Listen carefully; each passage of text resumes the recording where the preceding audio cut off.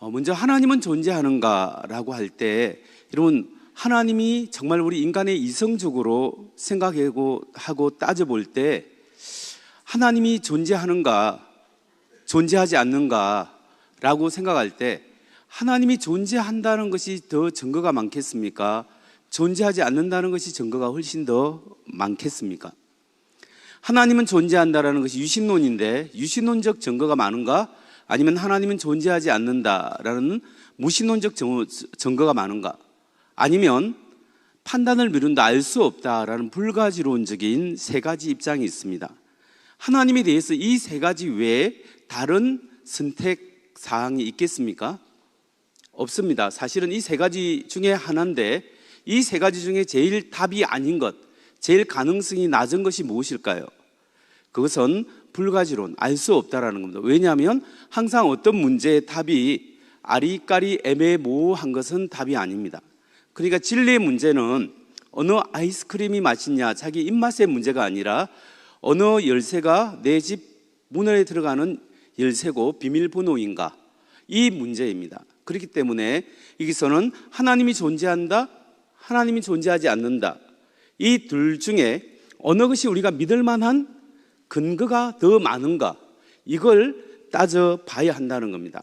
그래서 어느 것이 합당하고 제일 타당한 대답을 줄 수 있고 어느 견해가 제일 증거가 맞는가, 이걸 통해서 어느 것이 더 믿을 만한가를 우리가 이야기할 수 있겠습니다. 그래서 오늘 우리는 하나님은 누가 만들었는가 더불어 하나님은 과연 존재하는가, 이 문제에 대해서 또 함께 살펴보도록 하겠습니다. 저희 집 아이가 5살 때 질문이 뭐냐면, 아빠, 하나님은 누가 만들었어요? 라는 질문을 종종 했습니다. 그럴 때마다 제가, 야, 그 질문 다시 하지 말아라. 그 하나님은 원래부터 계셨던 분이야. 하나님은 원래부터 계셨지 누가 만든 분이 아니야. 이랬는데 5살 아이가 이해를 잘 못하는 것 같습니다. 그래도 그냥 아빠가 그렇다니까 그래 하고 또 지나간 적이 있었습니다. 여러분, 이 하나님은 누가 만들었는가 것은 우리 아이 5살짜리 아이만 질문하는 것이 아니라 다른 과학자도 질문하는데, 일단 성경에서는 뭐라고 이야기하면 하나님은 누가 만든 것이 아니라 스스로 있는 자니라, 원래부터 있었다라고 그렇게 말씀합니다. 그래서 하나님은 원래부터 계셨던 존재이지요. 그런데 그럼에도 불구하고 리차드 도킨스 같은 무신론자는 창조주가 세상을 만들었다면 그 창조주 하나님은 누가 만들었는가? 만들어진 신에서 여기서 정확하게 하는 것은 뭐냐면 지적 설계자, 이 세상을 만든 지적 설계자가 있다면 그 지적 설계자는 누가 만들었는가? 라는 질문을 하고, 기독교가 여기에 대한 대답을 할 수 없기 때문에 나는 하나님을 믿지 않는다 라고 주장을 합니다. 그러니까 다시 말하면 이 세상을 만든 창조주가 있다면 그 창조주를 누가 만들었느냐, 기독교에서 이 대답을 할 수 있느냐라고 도전하고 있습니다. 그래서 하나님은 누가 만들었는가, 이 질문은 어린아이로부터 대과학자까지 이르기까지 많은 사람들이 하고 있는 질문이기도 하죠. 그러면 우리가 여기서 분명히 알아야 될 것은 뭐냐면 무신론자들도 믿음이 있다라는 겁니다. 우리는 하나님이 원래부터 있어서 스스로 존재하시는 분이야 라는 믿음이 있습니다.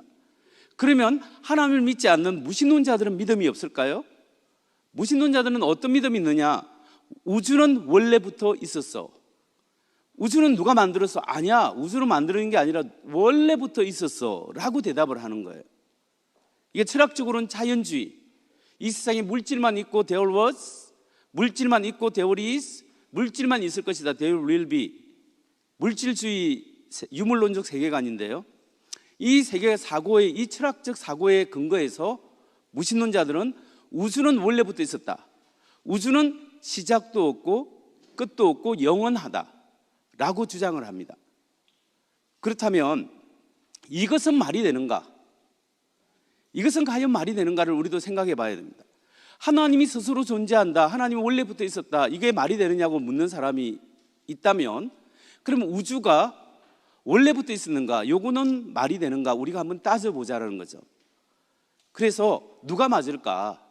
우주는 원래부터 있었다 무신론자들, 우주는 영원하다, 우주는 시작도 끝도 없다라고 주장을 합니다. 그러면 우리는 그리스도인들은 하나님은 원래부터 있었다, 하나님은 영원하다, 하나님은 시작도 끝도 없다, 이렇게 두 양쪽 주장이 팽팽하게 맞서고 있는 거죠. 그러니까 다시 말해서 이 주장은 원래부터 있었던 근본적인 바닥이 있다는 것을 이야기하고 있는 겁니다. 그 바닥이 하나님이냐, 그 원래부터 있었던 존재가 우주냐, 물질이냐, 여기에 세계관의 싸움이 있다는 거죠. 그러면 이것을 우리가 이제 한번 과학적이고 논리적으로 한번 이 문제를 생각해 보자라는 거죠. 그래서 우주가 영원한가, 하나님이 영원한가, 이 문제를 우리가 한번 생각해 봐야 하겠습니다. 하나님의 존재, 저는 이제 목사니까 하나님이 정말로 살아 계시다라고 저는 믿습니다. 제 체험적으로 믿고 성경 말씀으로도 믿습니다. 그런데 우리가 체험적으로도 성경 말씀으로도 하나님이 살아 계심을 알 수 있지만 우리가 이성적으로도 하나님이 계시다라는 것을 알 수가 있어요. 왜냐하면 하나님이 이 세상 자연 만물에 하나님을 알 만한 지식을 주셨기 때문에. 그래서 그러면 하나님이 계시다는 증거가 뭐냐? 저는 그 논리적 근거를 다음 세 가지 주요한 질문을 통해서 살펴보려고 합니다. 첫 번째, 우주가 시작점이 있는가 없는가? 우주가 영원한가를 따져볼 때 우주에 태어난 시작점이 있는가 없는가를 우리는 질문해 볼 수 있습니다. 두 번째, 만약 우주의 시작이 있다면 그 시작은 어떤 원인에 의해서 만들어진 것인가, 아니면 아무런 원인도 없이 그냥 스스로 만들어진 것인가? 우주의 시작이 있고 어떤 원인이 있다면 그 원인은 물질체인가, 아니면 하나님처럼 같은 인격체인가? 이 세 가지를 살펴봄으로써 이 세상을 만드신 하나님이 있는가 없는가를 우리는 생각해 볼 수 있습니다. 자, 그러면 저는 이 하나님이 계시는데 우주를 보면 하나님이 계신다는 증거가 있고 그 증거의 첫 번째 근거로 우주는 시작을 가지고 있다라고 생각합니다. 우주는 시작을 가지고 있다라고 하는 그 증거가 뭐냐? 여러 가지 증거가 있지만 일단 우주는 제 말이 아니라 일반 과학자들이 우주는 빅뱅, 우주의 대폭발로부터 시작되었다, 일반 과학자들이 그렇게 주장을 하고 그런 근거들이 많이 있습니다. 그럼 우주는 대폭발로부터 아무것도 없는 점에서부터 시작이, 아무것도 없는 데서 점이 생기더만 거기서 폭발이 일어나서 이 거대한 우주가 만들어졌다, 이렇게 과학적으로 이야기를 주장을 하고 있습니다. 그러면 우주의 시작점이 있다라는 사실에 과학적 근거가 있느냐? 그 첫 번째 근거가 바로 빅뱅 이론입니다. 빅뱅 이론은 오래전에 약 138억 년 전에 우주 대폭발에 의해서 생겼고 지금도 팽창하고 있다. 처음 뻥 하고 터지면서 마치 풍선을 불면 풍선이 점점 커지듯이 지금 현재 우주는 가만히 있지 않고 점점 풍선을 불면 불수록 커지듯이 우주가 계속적으로 커져가고 있다고 지금 그런 것이 관측되고 있습니다. 그래서 빅뱅 이론의 첫 번째 원래 이론을 이야기한 사람은 여러 사람이 있지만 특별히 벨기에 성직자이자 물리학자인 조르주 르메트르가 이론을 이야기를 했습니다. 그러다가 1929년에 에드윈 허벌이 우주 만원경을 통해서 적색 편의 현상을 발견하게 된 거죠. 우주에 있는 별빛이 붉은색은 멀어지고 푸른색은 다가오는 별빛인데 360도로 풍선이 커져 나가듯이 우주가 점차 멀어져 가고 커져가고 있다는 것을 우주 전체 만원경을 통해서 발견하게 되었죠. 그래서 이 사실을 알버트 아인슈타인에게 이야기를 했는데 아인슈타인이 천재적인 사람이 처음에 이 사실을 믿지 않았습니다. 그래서 미국의 윌슨산 천문대에 와서 직접 허벌 만원경을 통해서 우주 관측을 하고 난 다음에 믿게 되죠. 여러분, 이 사건이 왜 대단하냐 하면은 옛날에 아리스토텔레스부터 서양 철학에 보면 아리스토텔레스 때부터 쭉 고대를 거쳐서 중세를 거쳐서 1920년대까지 일반 사람들의 생각에는 우주는 시작도 없고 끝도 없이 우주는 영원하다고 그렇게 생각을 하고 있었습니다. 그런데 갑자기 우주에 시작이 있다는 빅뱅이라고 우주가 점점 커져간다는 것은 풍선이 이만큼 팽창했으면 시간을 거꾸로 돌려면 풍선에 바람을 빼서 줄어든다고 할 때 우주가 팽창하는 것을 거꾸로 필름을 돌아서 이 시간을 되돌아보면 한 점으로 모이는 시점이 보이지 않습니까? 나중에 그 점마저 사라질 거지 않습니까? 그러니까 우주가 사람처럼 응애하고 사람이 태어나듯이 우주가 뻥 하고 우주가 태어났다고 하는 거죠. 그래서 이것을 아인슈타인도 인정하기 싫었습니다. 믿지 않다가 이 관측을 통해서 아인슈타인이 이제 인정하기 시작한 거죠. 그래서 초기에 무신론적 과학자들이 이 빅뱅 우주론을 반대했습니다. 왜 반대했을까요? 빅뱅 우주론 하면 우주가 점점 커지는데 시간을 거꾸로 돌아가면 최초의 시작점이 있다. 시작점은 무엇을 이야기하냐? 하나님의 창조 사건을 이야기한다. 아, 나 이거 믿을 수 없어. 나 하나님 안 믿어. 라고 했기 때문에 빅뱅 이론을 다 무신론자 과학자들은 다 거부해버린 겁니다. 이게 말이 안 된다는 거죠. 그래서 이것을 거부하기 위해서 발달시킨 이론이 있습니다. 이게 정상 우주론입니다. 스테디 스테이트라는 정상 우주론을 개발했는데 이것은 우주가 무한히 계속되고 시작도 끝도 없이 영원하다라는 개념을 복원시키려고 하는 노력이 있었습니다. 어디서 있었냐 하면은 이 1948년에 3명의 캠브리지 대학교 교수님들에 의해서 만들어졌습니다. 과학자 프레드 호일, 토마스 골드, 그 다음에 수학자 헤르만 본디, 이 세 사람에 의해서 정상 우주론이라는 이론이 설립되었고, 우주는 점점 커지는 것이 아니라 영원히 그대로 지속된다. 이렇게 해서 이 이론이 점차 빅뱅 우주론과 싸우면서 서로 발전하기 시작했습니다. 그러다가 빅뱅 우주론이 이론적으로 실제적으로 관측 결과에 의해서 이기게 되었습니다.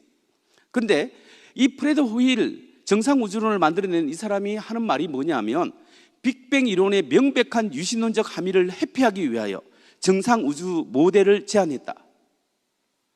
그러니까 빅뱅은 뻥 터져서 아무것도 없는데 하나님이 뻥 하고 세상을 창조했다, 이걸 암시하고 있기 때문에 이걸 못 믿겠다 해서 만들어내 놓은 이론이 정상 우주론이었다라는 거죠. 근데 이 싸움이 계속되다가 이제 결국 1960년대까지 이 싸움이 계속되고 있었습니다. 그러다 1965년에서 과학자들이 이제 정상 우주론이 손을 들게 되었습니다. 빅뱅 우주론이 승리하게 되었는데 그것이 바로 1965년 미국의 벨 연구소에서 외계로부터 오는 소리를 듣기 위해서 큰 전파 안테나를 세웠다가 여기에 우연히 비둘기 똥을 치우면서 우주 배경 복사열을 발견하게 된 거죠. 관측하게 된 겁니다. 이게 로버트 윌슨과 아노 펜지어스에 의해서 이것을 우주 배경 복사열을 발견하게 되었고, 이것 때문에 이 사람들이 노벨 물리학상을 받은 겁니다. 그러니까 이거 굉장한 사건이었죠. 그래서 이 우주 배경 복사열을 발견하고 이후부터는 1970년대 이후에 대부분 우주학자들은 정상 우주론을 포기했습니다. 왜냐하면 그것을 믿을 근거가 희박했기 때문에 그렇습니다. 그래서 이제 빅뱅 우주론이 승리하게 되는데 캘리포니아 공과대학 천문학 교수 앨런 샌디지라는 사람이 있는데, 앨런 샌디지는 현대 천문학의 대부, 아버지라고 할 만큼 유명한 사람입니다. 앨런 샌디지가 1985년 2월 미국 텍사스주 달라스에서 과학자들과 철학자들의 대화하는 컨퍼런스에 참석해서 놀라운 발표를 합니다. 나는 불가지론자였는데 나는 이제 하나님을 믿게 되었다 라고 이야기를 하게 된 거죠. 그 과학 컨퍼런스에서. 그래서 빅뱅을 하나님의 창조 사건으로 자기는 인식했고, 그 과학적 발견으로 인해 하나님을 믿게 되었다고 발표함으로써 수많은 사람들이 충격을 받게 된 거죠. 그래서 이 빅뱅 우주론은 지난 약 100년간의 역사를 통해서 검증되어지고 어느 정도 이게 빅뱅 우주론이 진리다라는 게 아니에요. 지금 현재까지 최고 유력한 과학 이론이다, 이렇게 표현할 수 있습니다. 그래서 1992년에 미국에서 코비 인공위성을 했는데 360도 모든 방향에서 이렇게 적색 편의해서 우주 팽창하는 우주 배경 복사열을 사진으로 찍게 된 거죠. 그리고 이제 그뿐만 아니라 2001년에 6월 달에 발사한 윌킨스 극초단파 탐사선에 의해서 다시 한번 우주 사진이 찍히게 되고 2014년에 우주 팽창의 증거인 빅뱅 중력파를 다시 발견함으로써 이제는 어느 정도 이 빅뱅 우주론이 현재까지는 자리를 굳히고 있습니다. 그래서 스티븐 호킹, 지난번에 작고했죠. 돌아가신 이 스티븐 호킹 같은 사람도 이렇게 이야기합니다. 이 모든 사람들은 지금 우주와 시간 그 자체는 빅뱅이 일어났을 때 시작점을 가진다고 믿고 있다. 그러니까 우주는 시작이 있다라는 사실을 이야기하는 거죠. 그렇기 때문에 빅뱅은 우주의 시작이 있음을 우리에게 알려주는 겁니다. 가장 유력한 이론이 그렇게 되고, 두 번째, 이제는 가장 유력한 이론이 아니라 가장 진리에 가까운 법칙, 그게 바로 연력학 법칙 중에 이건 변치 않습니다. 연력학 제2법칙, The Second Law of Thermodynamics라는 연력학 제2법칙에 보면 엔트로피가 증가하고 있다라고 합니다.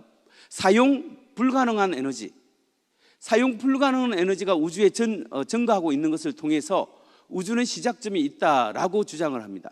이거는 일반적인 상식입니다. 예를 들어서 우주가 뻥 하고 터질 때 그 에너지가 100% 차지가 되어 있는 거예요. 그때부터 우리는 99, 98 계속 우주의 에너지가 솔드 아웃 계속 지금 사용되어지고 있는 겁니다.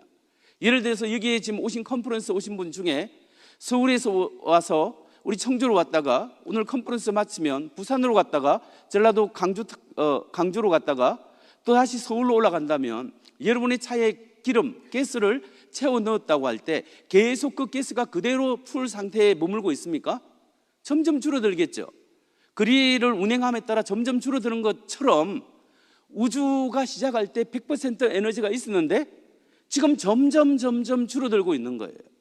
그러면 만일에 우주의 시작도 없고 끝도 없다면 벌써 에너지가 다 솔드아웃 되고 열적 평행 상태, 제로 상태에 가 있어야 하는데 지금 그렇지 않다라는 것을 통해서 뭘 알 수 있냐 하면 원래 100% 에너지가 있는데 지금부터 계속 그 사용 가능한 에너지는 줄어들고 불가능한 에너지가 늘어나고 있다는 것은 우주의 시작이 있다는 사실을 우리에게 알려주고 있다는 겁니다.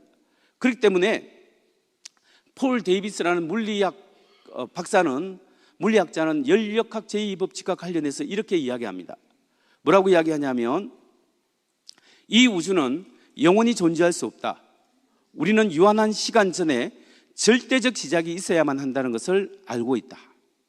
그러니까 우주는 시작이 있고 그 다음에 연력학 제2법칙에서 우주는 끝이 있는 거예요. 사람이 이 우주에 태어난 사람은 시작이 있는 거고 태어난 사람은 누구나 죽게 되어 있습니다. 마찬가지로 우주는 태어나는 거예요. 태어난 것은 나중에 점점 줄어들어서 늙어서 우주도 죽게 되는 겁니다. 그게 우주의 이 법칙이에요.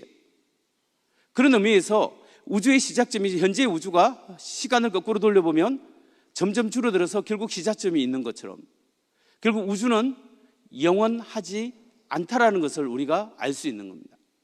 그래서 빅뱅 이론과 연력학 제2법칙이 우리에게 알려주는 것은 우주는 만들어진 시작이 있고 끝이 있다는 것.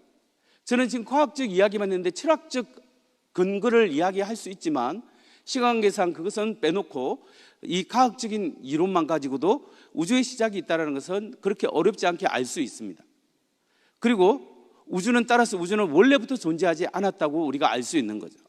그러니까 우주는 원래부터 존재한 존재가 아닙니다. 우주는 사람처럼 태어난 존재죠. 그러면 첫 번째는 우주는 시작이 있다. 두 번째 전제는 우주의 시작에는 어떤 원인이 있다라는 거예요. 시작이 있냐 없냐 할 때 시작이 있다. 그럼 시작이 있으면 그게 원인이 있냐 아니면 스스로 원인도 없이 그냥 갑자기 이렇게 뭔가 나타났느냐. 여러분 보십시오.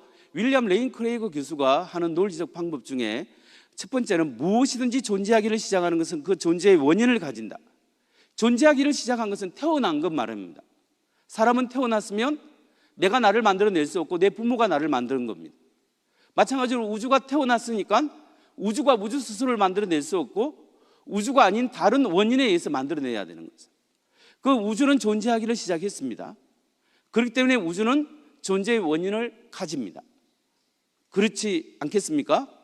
그렇기 때문에 우주의 존재하기를 시작한 모든 것을 그것의 결과는 원인이 있는 거죠. 그 원인은 모든 유한한 사건은 그 사건 자체를 제한 어떠한 원인에 의해서 발생한 것이다. 우주는 시작이 있다. 시작이 있는 어떤 것들은 반드시 다른 것에 의해서 시작을 하게 된다.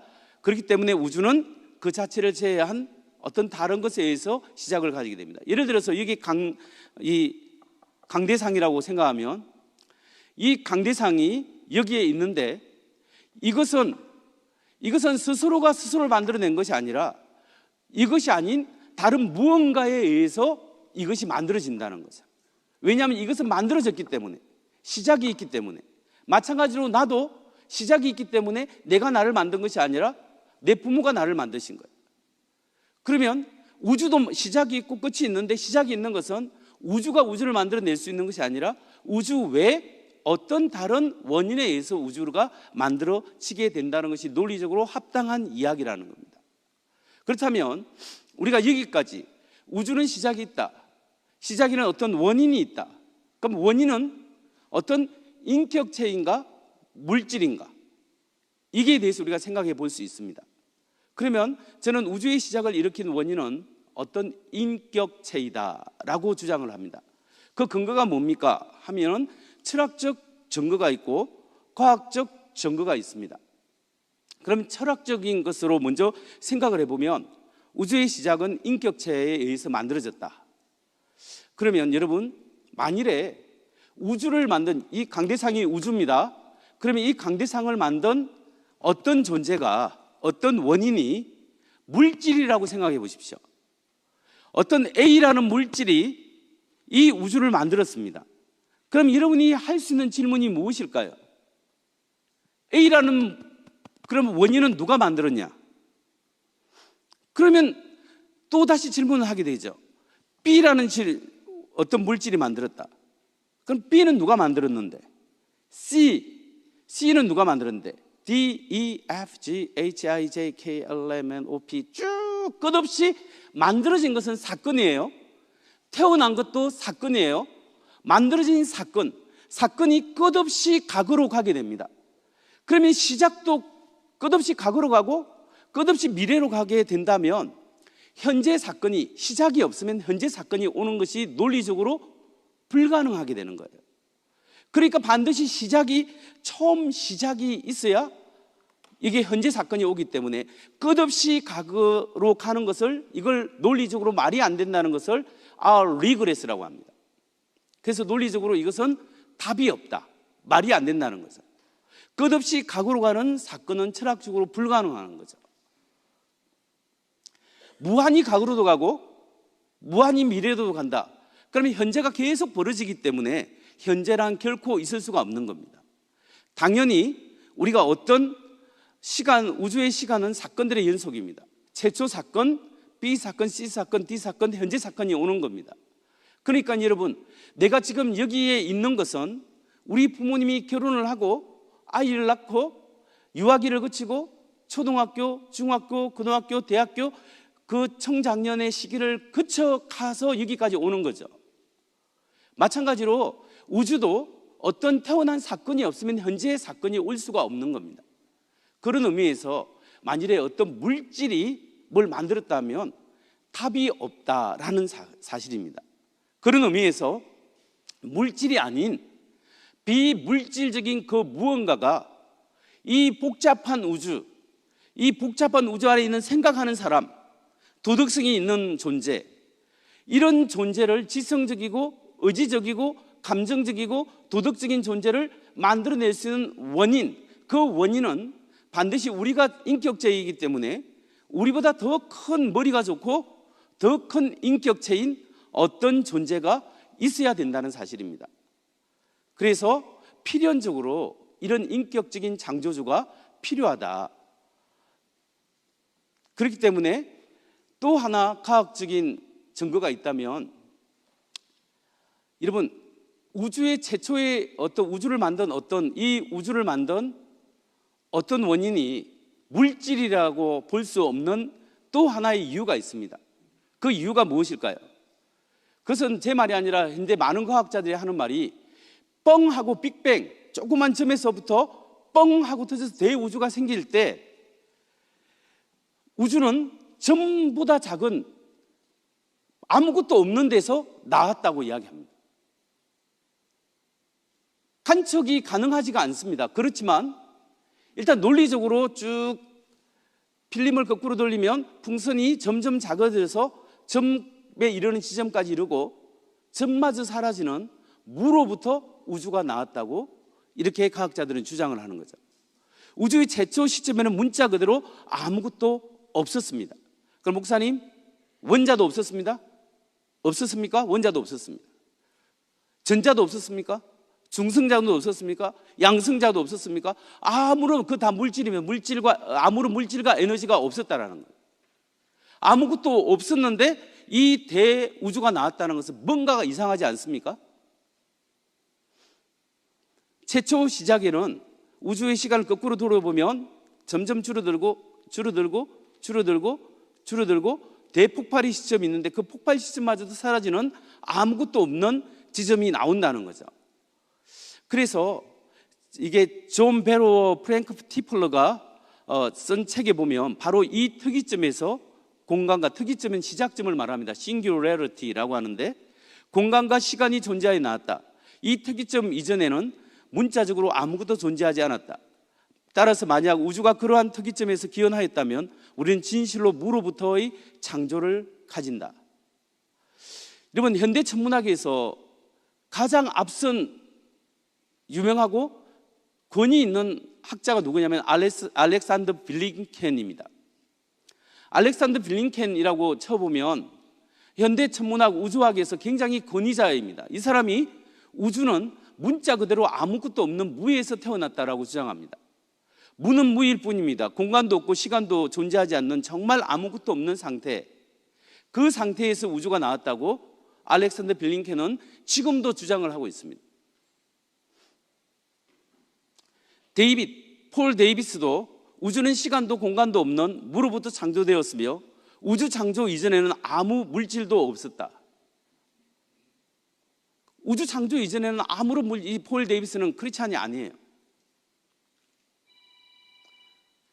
자, 이런 아무런 물질도 없었는데 우주는 시작이 있었죠. 시작이 있는 우주는 아무것도 없는 무로부터의 탄생이 일어났다라는 거죠. 그러면 최초에 물질이 없었습니다. 시간도 없었습니다. 공간도 없었습니다. 아무것도 없었습니다. 아무것도 없었는데 이 대우주가 태어났다. 여러분, 이걸 믿어야 된다는 거죠. 일단 여기까지 과학자들이 하는 이야기입니다. 그러면 질문이 있습니다. 논리적으로 생각해 볼 때 어떻게 아무것도 없는 데서 갑자기 이 대우주가 뻥 하고 태어날 수 있겠는가? 아무것도 없는 데서는 아무것도 나올 수 없습니다. 이 논리의 법칙이 있는데 A와 B가 이꼴이면 B와 C가 이꼴이면 A와 C도 이꼴이다 라는 간단한 논리의 법칙이 있습니다. 이 논리의 법칙처럼 철학에도 형이상학적 법칙이 있습니다. 형이상학의 법칙 중에 중요한 원리 중에 하나가 뭐냐면 아무것도 없는 데서는 아무것도 나올 수 없다라는 겁니다. 아무것도 없는 데서는 아무것도 나올 수, 뭔가가 있는 데서는 뭔가가 나올 수 있어요. 그런데 아무것도 없는 데서는 아무것도 나올 수 없는 것이 정상적인 그 논리적 사고입니다. 그런데 이 우주는 갑자기 아무것도 없는 데서 뻥 하고 뿅 하고 태어났다는 거죠. 여러분, 롯데월드 타워가 갑자기 하루아침에 뿅 하고 만들어졌다면 믿겠습니까? 우리 교회가 94년의 역사, 95년을 향해서 가고 있는데 우리 교회 건물이 갑자기 여기서 뿅 하고 태어났다고 하면 여러분 믿겠습니까? 아무도 믿지 않지 않습니까? 그런데 우리 교회보다, 서울시보다, 우리 지구보다, 태양계보다, 우주보다, 이 거대한 우주가 갑자기 아무것도 없는 데서 뿅 하고 태어났다고 하는데 그걸 믿어야 될까요? 뭔가가, 물질이 없었다면 뭔가가 있어야 되지 않겠습니까? 그리고 여기에 또 하나의 문제가 있습니다.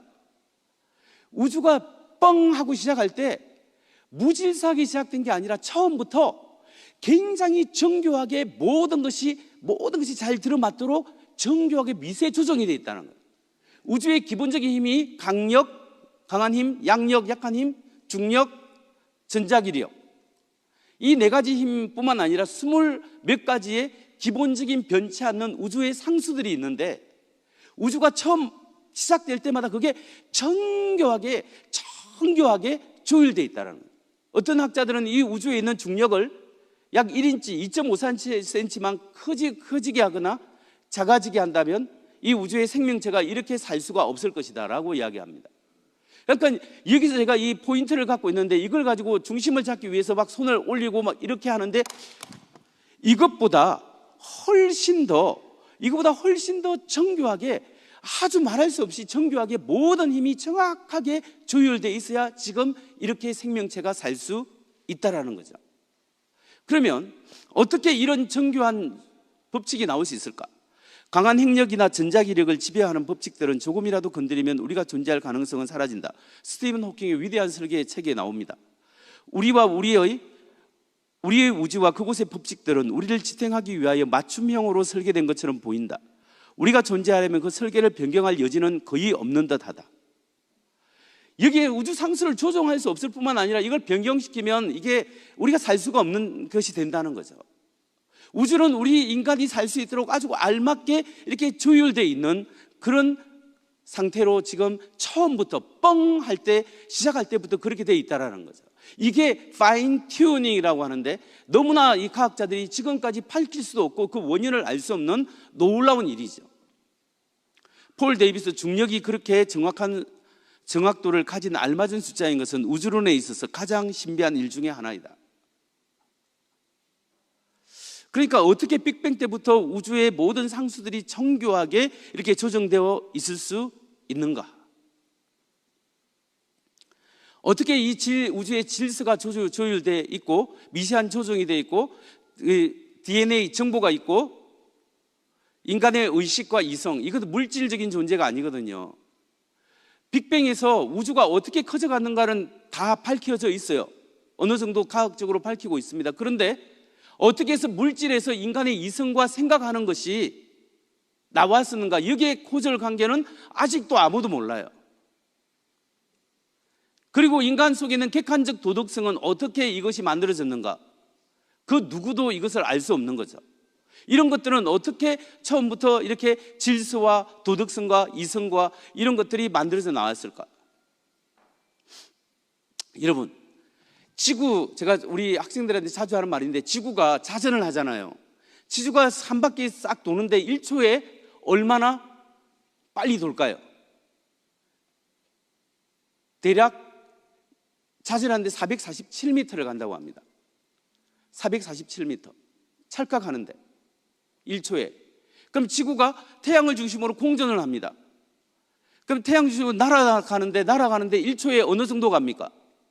대략 29.7km로 날아가고 있습니다. 근데 이러면 안 와닿는데 총을 쏘면, 군대에서 총을 빵 쏘면 총알이 1초 찰칵하는데 어느 몇 킬로 갑니까? 1초에 주로 1km를 간다고 합니다. 그럼 지구는 1초에 447m로 자전하면서 총알의 30배로 지금 날아가고 있어요. 어지러우세요? 안 어지럽죠. 이거는 우주의 질서의 굉장히 작은 일부분이에요. 이런 것들이 엄청나게 조율되어 있으면서 우리가 생명체 리콜버로, 이 물이 액체로 있는 이 물 상태를 해야 우리가 생명체가 유지되는데, 이 모든 조율된 이런 것들이, 그리고 DNA 정보와 우리 생명체 살 수 있는 모든 것들이 과연 갑자기 아무것도 없는 데서 뻥 하고 무질서에서 갑자기 질서로 팍 생겼다, 이걸 어떻게 된 일이겠습니까? 그렇기 때문에 여러분, 이거는 하나님이 아니면 도저히 되지 않는다, 이렇게 이야기할 수 있는 거죠. 자, 세포, 우리 오늘 첫 번째 시간에 우리 재본호 교수님 통해서 우주에 대해서 이야기를 배웠고, 두 번째 우리 류현모 교수님 통해서 세포에 대해서 우리가 신비함에 대해서 배웠는데요. 여러분 보신 분도 있었겠지만 세포 공장에 대해서 한 번 더, 우리 안에 있는 작은 세포가 어떻게 DNA 분할을 하고 있는 옛날에 나온 초기 비디오인데 한번 보겠습니다. In the years since Kenyon's rejection of chemical evolution, science has revealed the details of an entire system of information processing that bears the hallmarks of intelligent design.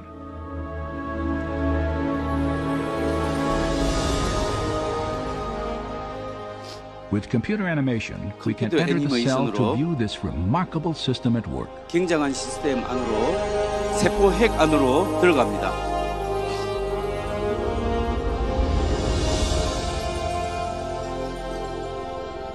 After entering the heart of the cell, we see the tightly wound strands of 세포의 DNA, 중심에 들어가면 storehouses for the instructions necessary to 이런 build 구조로가 되어 every 있는 protein in an organism. DNA가 나오고 있습니다. In a process known as transcription, a molecular machine first unwinds a section of the DNA helix to expose the genetic 카피를 instructions 해서 needed to 복사를 해야 assemble a 생명체가 갈 수 specific 있는데 protein molecule. 이런 복사하는 장치가 Another machine 이 안에 then 되어 있습니다. copies these instructions to form a molecule known as messenger RNA. 메신저 RNA가 이렇게 정보를 카피해 가는 거죠. When transcription is complete, the 카피가 다 slender RNA 끝나면 strand carries the genetic 세포액 information 밖으로 through the 끄집어 nucleopore 나가서 complex, 열려라 참깨 the gatekeeper 하면 for traffic 밖으로 in and out of 내보내주는 the cell nucleus.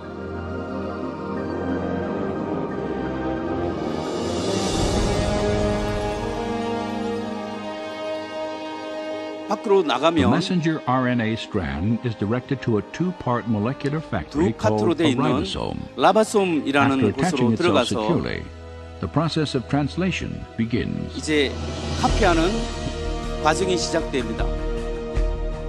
맨 이름 보시기에 맨 위쪽이 그 정보 코드에 따라가고 맨 Inside the ribosome, 아래쪽이 a molecular assembly amino line essence, builds a specifically 아미노산입니다. sequenced chain of amino acids. 20종류의 These amino 아미노산이 acids are transported from other parts of the 정확한 cell 정보에 and 따라 then linked into chains often hundreds of 자기 units 모양에 long. 정확하게 Their 붙어야 sequential arrangement determines the type of 하나의 protein 단백질이 될 수 manufactured. 있습니다.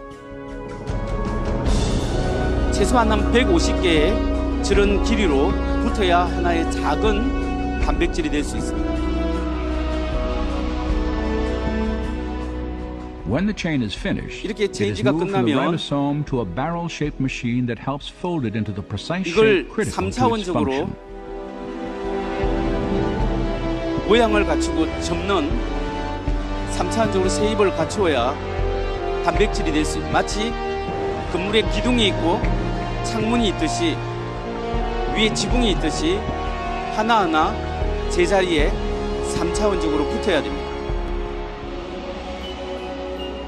After the chain is 그래서 이렇게 folded into 다 a protein, 되면 it is then released and shepherded by another molecular 이걸 machine 집어서 to the exact 필요한 곳에 location where it is needed. 보내주는 This is 그 역할이 있죠. absolutely mind-boggling to perceive 이 at 사람은 this 딘 scale of 캐년인데 size 원래 크리스찬이 such 아니었습니다. a finely 그런데 tuned 세포가 스스로를 모든 자기 apparatus, 조립이 a 가능하다고 device 생각했다가 that bears the 그 marks 책을 of 유명한 책을 intelligent 다 design 찢어버리고 and manufacture. 입장을 바꾼 사람이에요. And we have 세포 the 공장과 details 같다라고 of 지금 an 이야기하고 immensely complex 자, molecular realm of genetic 이 information 다음에 보여줄 processing. 영상은 어떻게 And 세포가 it's exactly 분화되는가, this new 분화돼야 realm 카피돼서 of 분화되어야 molecular genetics 또 that 다른 we 것을 see the 세포가 most compelling 카피가 되어야 evidence of 사람이 살 수가 design 있습니다. on This is 보겠습니다. the way a living cell looks down a light 밑에 작게 microscope, 자막이 and it's 처리되어 filmed under 있습니다. time lapse, which is why you can see it moving.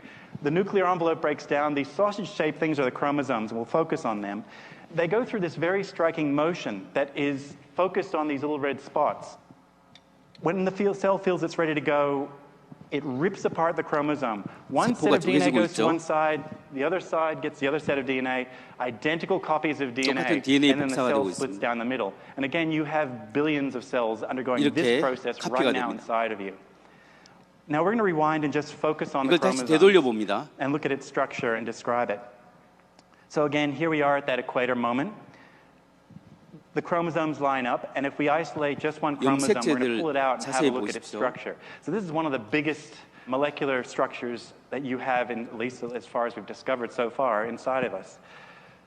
So this is a single chromosome, and you have two strands of DNA in each chromosome. One is bundled up into one sausage, the other strand 염색체입니다. is bundled up into the other sausage. These things that look like whiskers that are sticking out from either side are the dynamic scaffolding of the cell. They're called microtubules, but name's not so important. But what we're going to focus on is this red region. I've labeled it red here, and it's the interface between the dynamic scaffolding and the chromosomes. It is obviously central to the movement of the chromosomes, but we have no idea really as to how it's achieving that movement. We've been studying this thing called the kinetochore for over 100 years with intense study, 이게 and we're 신기한 still just 겁니다. beginning to 보세요. discover what it's all about. It is made up of about 200 different types of proteins, thousands of proteins in total. It is a signal broadcasting system. It broadcasts through chemical signals, telling the rest of the cell when it's ready, when it feels 세포가 that 분할 때 everything is 여기서 aligned and 정보를 ready to 모아서 go 보내줘야 for 분화가 the 됩니다. separation of the chromosomes. It is able to couple onto the growing and shrinking microtubules. It's transiently, it's involved with the growing of the microtubules, and it's able to transiently couple onto them. It's also a tension sensing system. It's able to feel when the cell is ready, when the chromosome is correctly positioned. It's turning green here because 녹색이 it 되어야 feels 이제 that 다 됐다는 everything 신호가 is just 되는 right. 거죠. And you'll see that there's one little last bit that's still remaining red. And it's 그러면서 이제 walked 정보가 away 이동하기 down the 되기 시작합니다. microtubules. That is the signal broadcasting system sending out the stop signal, and it's walked away. I mean, it's that mechanical.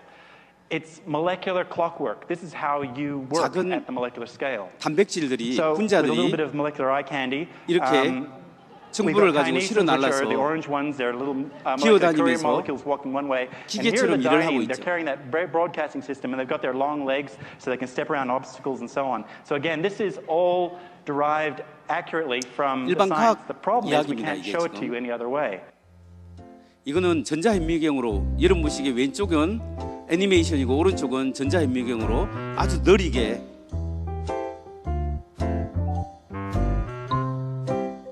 귀엽죠? 자기 몸보다 큰 걸 지금 들고 지금 나르는 겁니다. 개똥벌레처럼 이렇게 지금 가고 있는 거예요. 여러분, 제가 여기서 여러분 무엇을 느끼십니까?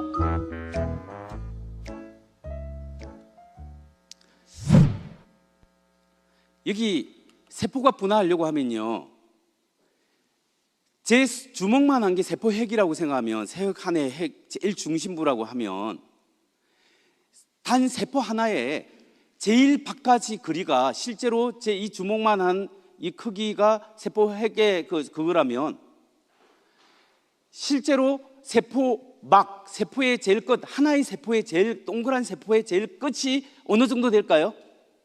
저 정도 될까요? 아니면 저 운동장 정도까지 갈까요? 비유로 하자면요, 여기서 일본 동경까지 간답니다. 이 정도 작은 거라고 한다면, 제 말이 아니라 데니엘 노벌이라고 옥스퍼드 대학교의 석자 교수, 생물학과 석자 교수님 한 이야기예요. 왜냐하면 영국의 스코틀랜드까지 간다고 하니까. 그러니까 그 정도 먼 거리를 그러면 세포 분화할 때 무엇으로 그 분화하는 건 사인을 줄까요? 그리 먼 거리를. 지금 옆에 지금 보고 있는 실 저거 있죠? 저게 튜벌린이라고 하는데 미세소관인데 이걸 연결해서 저까지 그냥 샥 싸가지고 정보를 반짝하는 순간에 보내가지고 이걸 세포 분할을 지금 하고 있는 거예요. 짧은 시간에 엄청난 정보가 지금 고속도로가 쫙 펼쳐지면서 현대과학이 할 수 없는 그 일을 지금 쫙 해서 세포가 분화되고 있는 거예요. 지금 그걸 여러분이 지금 여기서 보고 우리 전자현미경으로 보고 있는 거예요. 그렇다면 질문이 뭐냐면, 우주가 아무것도 없는 데서 갑자기 뻥 하고 만들어서 엄청난 크기의 대우주의 질서가 있고, 우리 생명체의 DNA 정보가 있고, 정보는 지성적 행위예요. 그런 정보가 있고, 이런 세세하게 분화할 수 있는 모든 그런 시스템들이 갑자기 아무것도 없는 데서 우연히 펑펑펑 하면서 만들어질 수 있을까요? 다인 시대는 이처럼 먹물이 하나 떨어진 세포가 하나의 머시멜로 같았습니다. 그런데 이 만델브로트 집합은 여러분 아시다시피 쪼개면 쪼갤수록 같은 타입 프락탈이 구조가 있어서 쪼개면 쪼갤수록 복잡한 것처럼 세포가 그렇게 복잡해요. 우리가 지금 화성까지 가는 우주선을 보낼 수 있지만 세포 하나는 우리 인간의 힘으로 못 만듭니다. 그 정도로 어렵습니다. 그러니까 우주와 생명체에 정보가 들어있다는 거예요. 정보, 인포메이션이 있어요. 그러니까 여러분, 새는 새의 설계도가 있는 거예요. 사람은 사람의 설계도가 있는 거예요. 낙타는 낙타의 설계도가 있고 호랑이는 호랑이의 설계도가 있는 거예요. 설계도에 따라 만들어졌는데 각각 다른 설계도가 있다라는 거예요. 그래서 그것들이 지금 운행을 하고 있습니다. 그래서 리처드 도킨스가 쓴 눈먼 시계공이라는 책에 보면 세포핵에는 암호화된 디지털 데이터베이스가 들어있는데 그 안에 담긴 정보량은 약 30건짜리 브리테니커 백과사전 전질보다 더 많거나 그보다 3배 또는 4배 정도가 된다고 주장한다. 이것은 몸에 있는 전부 세포가 아니라 하나의 세포 안에 이만큼 백과사전의 3, 4배의 양이 정보량이 들어가 있다. 여러분, 내 머리에서 뺀 DNA와 제 발톱에서 뺀 DNA가 똑같을까요? 틀릴까요? 똑같아요. 제 몸에 어디든지 다 똑같아요. 내 DNA예요. 여러분 거는 여러분 거예요. 그런데 정자와 난자가 결합해서 착상해서 애가 생길 때 세포 분열이 계속 시작되는데, 세포 분열이 돼서 임무가 있는 거예요. 너는 커서 머리가 되고, 너는 심장이 되고, 위가 되고, 간이 되고, 쇠가 되고, 다리가 되고, 몸통이 되고, 눈이 되라. 각각 그 세포 분화에 임무가 다 있는 거예요. 설계도가 쫙 만들어져 갖고 애가, 콩알만 애가 나중에 커져서 10개월 만에 나오는 거예요. 이런 것들은 우연히 어떻게 생성될 수 있는 그런 종류의 것들이 아니라는 거죠. 여러분, 제가 지난번에 보니까 단순히 150개 아미노산, 아까 그 밑에서 뭐 여러 개 붙었잖아요. 최소한 150개로 된 단 하나의 단백질이 우연히 생성될 확률이 10의 164승분의 1이에요.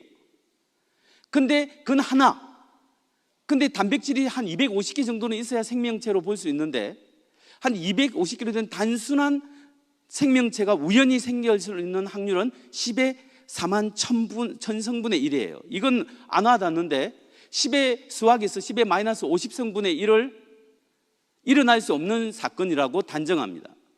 그렇다면 10의 4만 1000성분의 1, 164성분의 1, 이거는 생명체가 우연히 이렇게 만들어질 수 없다라는 것을 우리에게 알려주는 거죠. 그래서 이런 정보, 이렇게 너는 뭐가 되라, 위장이 되라, 설계가 되라, 너는 뭐가 되라, 이런 것들 각각 동물도 다 설계도가 다른데, 이런 설계도는 과연 어디서부터 왔겠는가? 물질은 정보를 만들지 못합니다. 지성인만 정보를 만들어낼 수 있죠. 그렇기 때문에 최초에 아무것도 없었는데, 시간도 없었죠, 공간도 없었는데 어떻게 뻥 해서 이 거대한 우주가 생기고 이런 생명체가 생길 수 있을까? 아무것도 없는 데서는 아무것도 없어요. 나올 수 없습니다.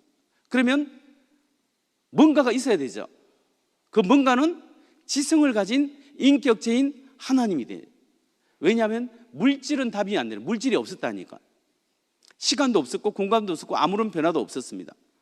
그렇기 때문에 그 어떤 우주를 만든 어떤 원인자는 비물질적이고 비시간적이고 시간을 초월하고 물질을 초월해서 불변하고 세상을 만들기로 한 의지를 가진 하나님이어야만 한다라는 거죠.